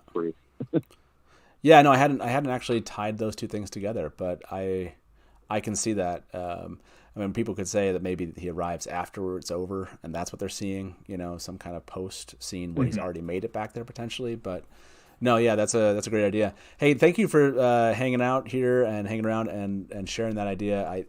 I do believe they're leaning into this idea of him being an antagonist for the season, and that it could be enough of a weight to not really need a strong Forsaken presence. So, hey, Kevin, have a good night. Okay.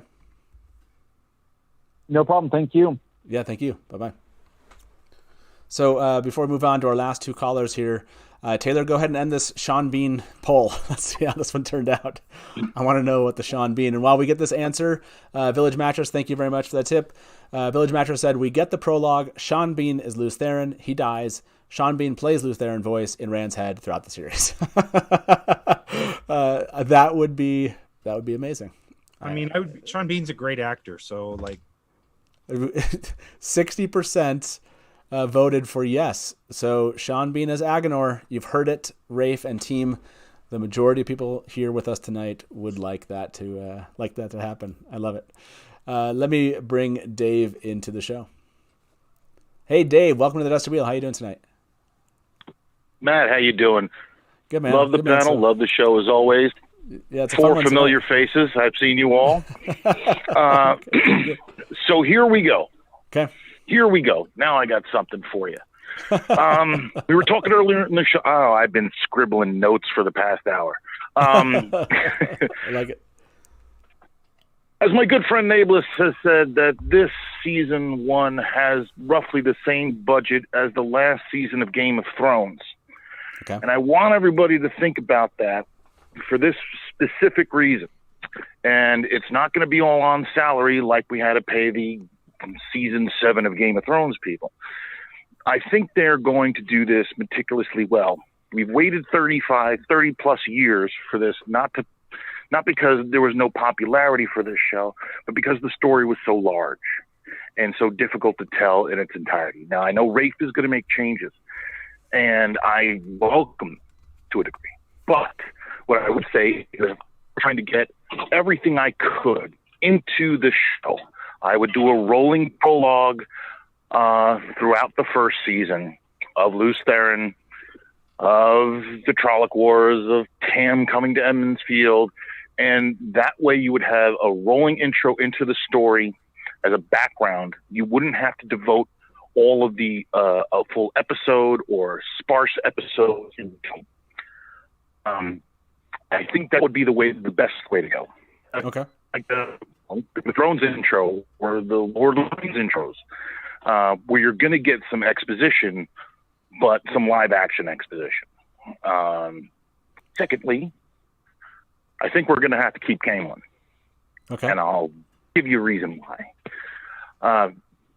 Obviously, Loial's got to be there, huge part. And yeah, you can kind of mesh things around.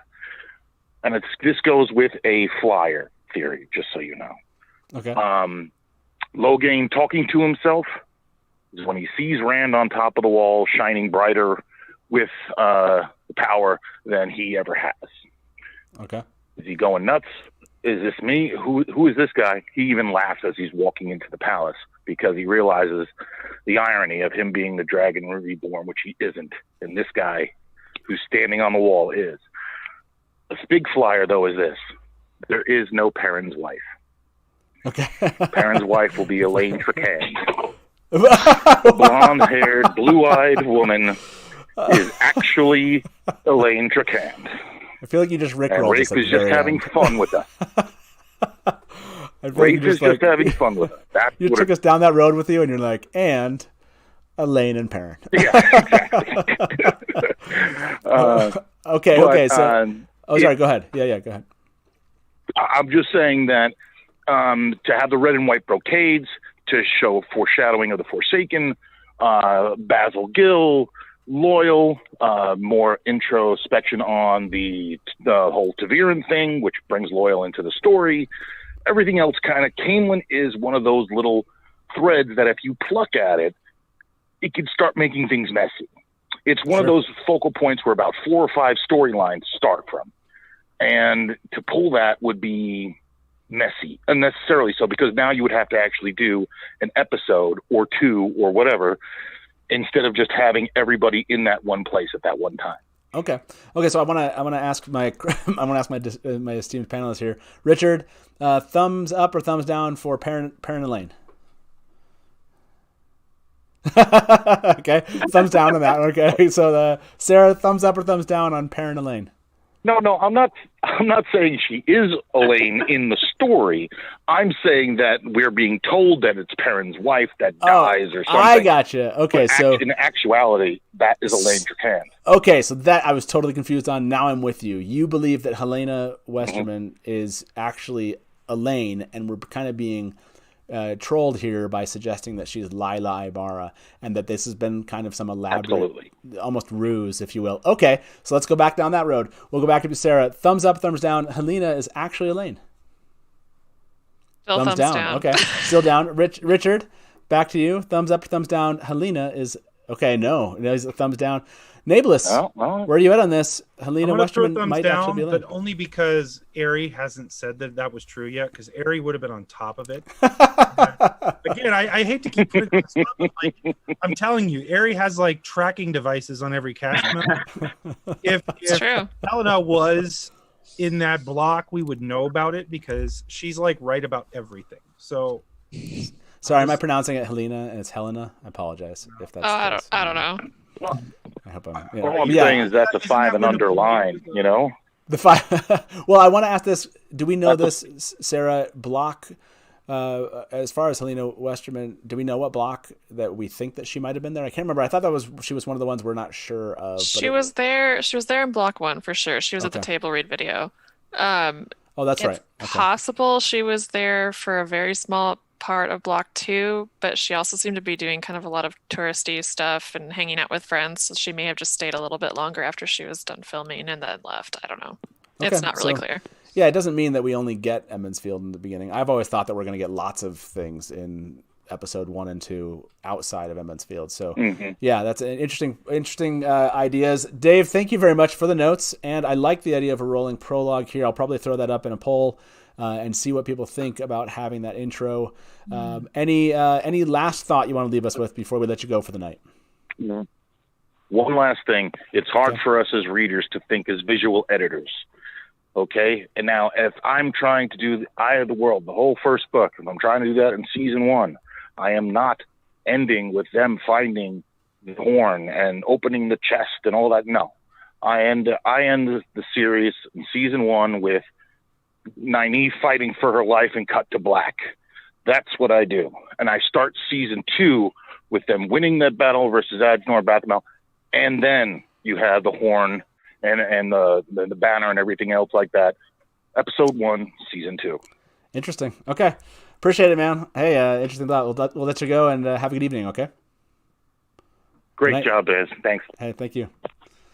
Okay, so yeah, it's how the season ends is, I know, an open interpretation here. Did we have, I can't remember if we had a poll that was still open right now. Did we? Was there another one that we'd thrown up there? I keep on forgetting. We've done so many tonight that I'm like, is there one open? So yeah, that's what an interesting question. And we came back to Layla, even though we were like, we're not going to cover Layla, because it turned into a question about Elayne. And so I want to ask the three of you this question, which is, do you think that production, social media and such, have been playing with us when it comes to names, whatever specific actors that are part of the show? Do you think that any of these have been kind of a ruse, or do you think all these things are things we've found out and are real and part of the show and Steve, etc.? Nae'blis, where are you at on this? I mean, it's very clear, yes, because Steve is not going to be a name from. I might boycott the show if they literally put a character named Steve. Right? Like if that was really Rafe's artistic interpretation, then I'd be upset. They know it's tongue in cheek. Like the Steve thing, they are very clearly giving out not real names. for some things as they can, right? I mean, Okay. So you think Layla Bar is a real name? well, I think that's a possibility. I think that's possible. I think she could be. I mean, think about this. If you were, what would be one of your biggest criticisms of the Shadow Rising then, right? It would be, yes, Perrin's family dies off screen, but we don't know any of Perrin's family. Sure. Right? Sure. So if you were going to resolve that, what would you do? You would introduce Family. Sara, right? Like, Okay. I just think that that's a possibility. It doesn't have to be his wife. I Yeah. think that would be a weird choice, but it could be. But nevertheless, I don't think it's weird to have another Abara. Okay, so you don't think that's necessarily playing with us a bit here. Okay, let me bring our last caller in the show. We'll get final thoughts on theories from everyone, and we'll call it a night here at the Dusty Wheel. I hope you guys have all enjoyed. Thank you for those who've been in chat. I haven't said this once, but please do like the video again while you're here, so other fans will find this afterwards, or will still find us here for the last few minutes. And also, if this is the first time you've been here, or you're not a subscriber, please do subscribe. We'd love to have you as a patron here at the Dusty Wheel on YouTube. So let me bring Kyle into the show. Kyle, welcome to the Dusty Wheel. How you doing? I'm well. How are you guys doing? Fantastic, fantastic. So what theory do you have for my distinguished guests here? All right, so I've been a little concerned that we haven't seen a Verin casting. And Okay. when you're thinking about the important Aes Sedai in the series and which ones, like, maybe you would put in season 1 because they'll be important later, Verin is, like, number 1. And now I'm starting to wonder if Moiraine and Verin are going to be combined. They kind of fill a similar role of, like, a morally gray, manipulative, but mostly good force. And like kind of wise guiding light for the characters in different places. So now I think Moiraine and Verin Moiraine's going to be combined with Verin. Okay, interesting theory. Again, for those who are watching, show contains spoilers. Just remember that before we go any further here. I appreciate hearing a theory that I have not heard yet. So props. That's a new one. Moiraine and Verin for the show basically being combined. I mean, why would you cast Alana and not Verin? Yeah, I would have thought to have introduced Verin earlier too, but I'm still in the hopeful side. I'm still on the no. We'll see her in 2. We're going to see her in season 2. It's fine. They need to introduce new Aes Sedai, and Alana somewhat makes sense as a green. So I'd still like that aspect. It makes sense to have Alana there, but. Sorry, I have such a hard time even imagining Verin and not being in the show. What do you think, Richard? Are you, do you believe it's possible that they would ever combine these 2 characters? Not a chance in hell. Not a chance. No way I would want that to happen. They have to be 2 separate characters. CG For the record, I don't want it to happen.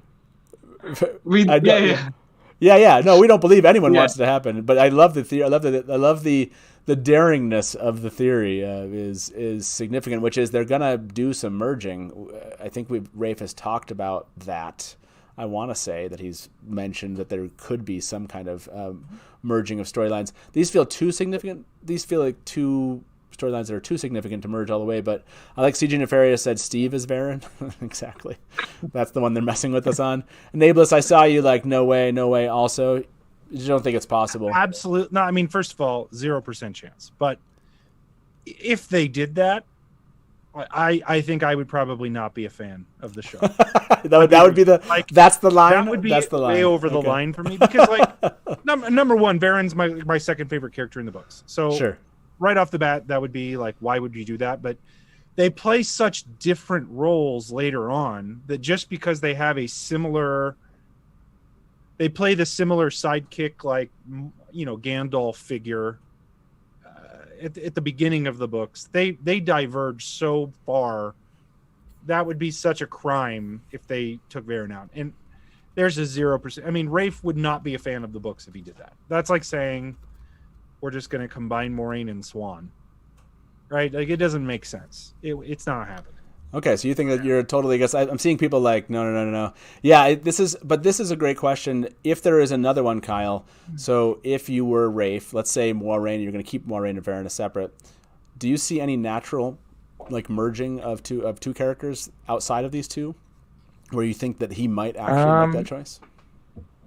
I mean, outside of Moiraine and Verin, I thought Alhana and Verin would be ones to make sense to maybe combine a little. But the reason, like, Verin not being there, not being cast, makes me really curious. And I keep thinking back on Brandon Sanderson talking about with this one major thing that he really disagreed with the show. But he's like, you know what, it's your show. You know, you make the changes you feel like you have to. And I know that he loves Verin. Now you just worried a lot of people.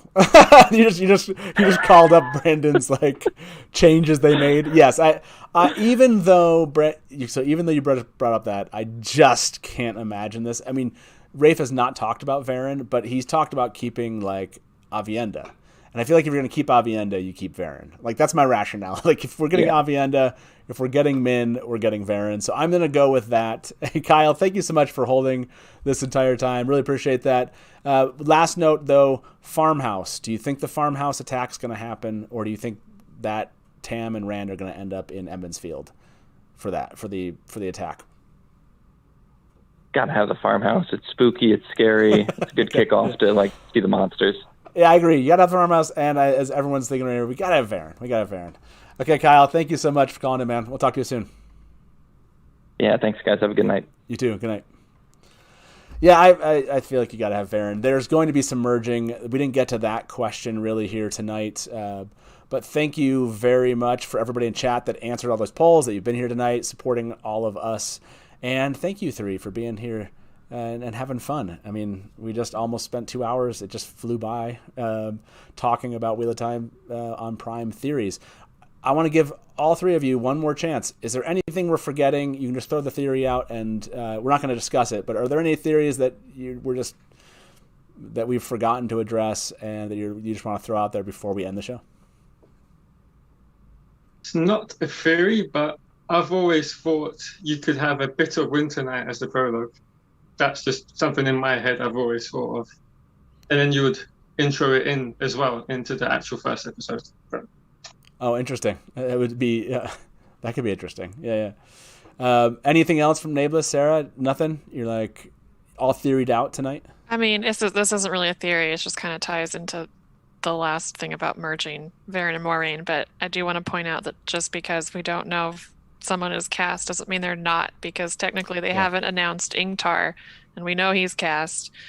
And so, I just wanted to throw that out there. So anyway. Yeah. There's a lot of. I'm sure they're laughing at us many times about all the characters we haven't found yet that they have cast.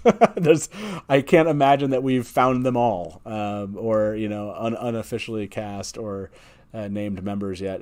Nae'blis, any final thoughts? Any final theories before we end for the evening? It's not really a theory, because I know we were talking about this earlier. I was just curious, Matt. Like, if you're prepared, I'm just going to do it. Guys, Matt has been announced officially as Lanfear for the show. That's kind of why I was kind of poo-pooing all of the theories. He'll be playing Manfear is the character's name. It's one of the it's actually the alteration that Brandon said he was not for, because I saw the last caller mention that Brandon was kind of against this change. But Matt Hatch will be playing Lanfear in the show. Will make an appearance in season 1. It's true. And if you guys want to see him broadcast on this show, make sure that you subscribe to the channel, because did say, and I'm going to say we got another commitment out of him last night too. So at 50,000 subscribers, we did not. He's going to do Manfear on here. And then when we get to 1 million, you would not even believe what he said. When he got to 1 million, he's going to dress up as Princess Leia and do the Sasari. No, he didn't say that. Confirmed. So I just want everybody. I'm going to make this note to Taylor that we clearly I need a button that just like I can just pick the person on the screen and just like mute them or kick them out. That's what we need to add that button for the invite them back on the Dusty Wheel. Yeah, exactly. So yes, thank you again for those of you that have subscribed solely to see Manfear. That is dedication, and I do appreciate it. So. Kevin has said part of Matt's nipple will be visible in each episode. No, now stop it. So thank you everyone for showing up and talking about Wheel of Time on Prime theories. It's getting real, everyone. We are getting a lot closer. 2021 is just, there's been news out there suggesting that a trailer could be coming in the next many months, so that just tells you 2021 is going to be the year of Wheel of Time. So yeah, I hope you enjoyed this look at theories from our perspective, and thank you all the fans that are out here watching and that voted. That was a blast. And yeah, I think this Sunday, like I said, show back up. We'll do some live adaptation. We'll have some more fun. And we're back next week talking about Barney Harris. So please make sure you go check out all 3 channels here. In this case, WoTSeries.com. Go follow them if you want the latest news about the Wheel of Time. They do fantastic work. And like Nae'blis has brought up, Geekieri is really good at tracking down information. Let's just say it that way. So. And Richard, thank you so much for being here. I really appreciate it. Make sure you go check out Wheel of Time Theory on YouTube. I'll make sure I get that link into the description of this if it's not already there. And Nae'blis, yeah, thanks a lot. No, thank you for being here tonight. Thank you so much for being here. I really appreciate it. You all are clearly following Nae'blis, but if you're not, please do go support all of these wonderful people on their respective sites and channels. And that's it from us here at the Dusty Wheel. As we start here, good night and smash to black. Welcome to the Dusty Wheel. Hey, welcome back to the Dusty Wheel. You went right to kill it. Look at you, you're all ready. You're just done. I mean, this is like this is one really of the well. biggest scenes. And now I'm like, great, my turn. And if you don't like that, you want to say, well, Robert Jordan could have made the 2 rivers all white. He could have, but he didn't. So, Just complimented me on my dress, and as you can clearly see, I'm Sad. not white. I see the Comey as something along the lines of a Shadow Haran analog. It does make sense why it outlasted the breaking. Yeah. See, this is why I have Therese in the show, because she's going to correct everything that. Hey everybody, welcome to the Dusty Wheel Show. What? Meme Off Challenge. Yay! Like baby face mounted on like a huge body. So like This all is of a not sudden, just it's like, a traditional fantasy, right? There are sci-fi And elements. just a moment for those that ago, are kind of Rafe tweeted something. So let me get my guests in here with me, and Probably, I would say, put in 70-80% of the work. I got to be over the shoulder and be like, no,